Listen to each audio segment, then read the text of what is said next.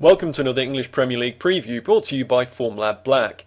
This weekend sees Man United host Swansea in Fergie's final home game, while on Tuesday evening Arsenal could send down Wigan. Back-to-back wins have seen Villa almost to safety, and while they'll want to erase the memory of the 8-0 hammering they suffered at Chelsea earlier in the season, the Blues still need another win to guarantee a top 4 finish. Villa have lost 7 of the last 11 home games against top 6 teams, while Chelsea have won half their 18 away games this season. 7 points from the last 3 games have got Stoke to safety, and they might now have an eye on a top half finish. However, anything less than a win for Spurs will surely end their Champions League hopes. 6 of the last 9 meetings between these teams have had more than 2 goals, and with that being in common with Spurs' away games this season, 15 of 18 have had at least 3 goals. We'll stick with the over goals here.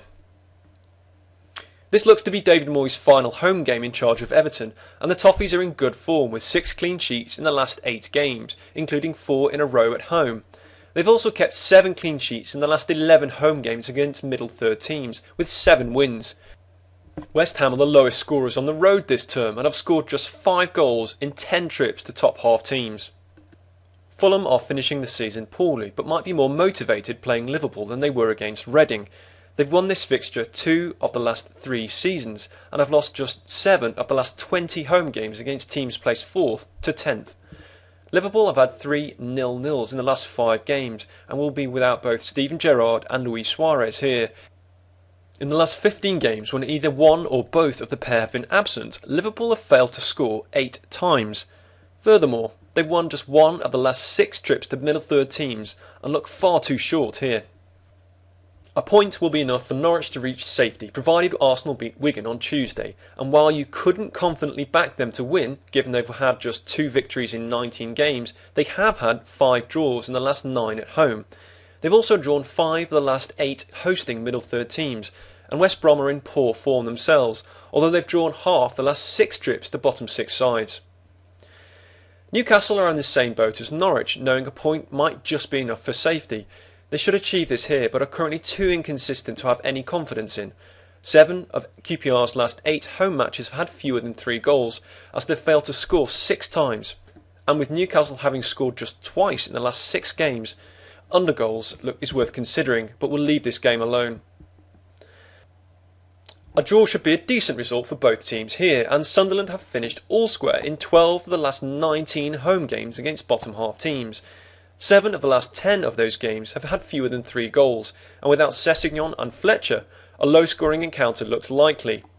Southampton have failed to score in 3 of the last 4 away matches, with all 4 having fewer than 3 goals, and 5 of the last 7 trips to bottom half teams have had unders, while 3 have finished all square.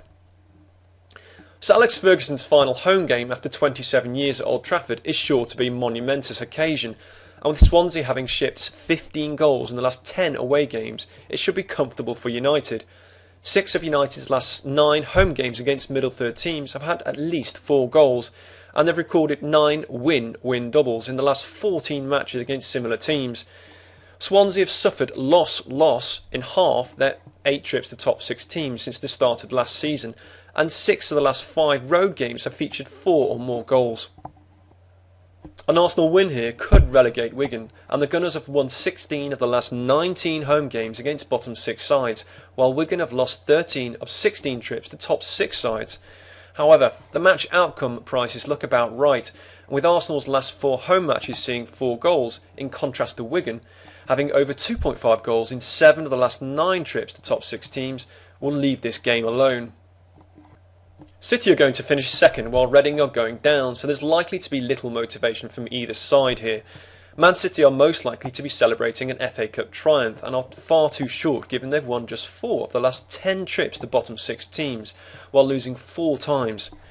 Reading responded well to being relegated as they've won at Fulham and may well get something here given they've lost just 2 of 8 home games against top half teams this season.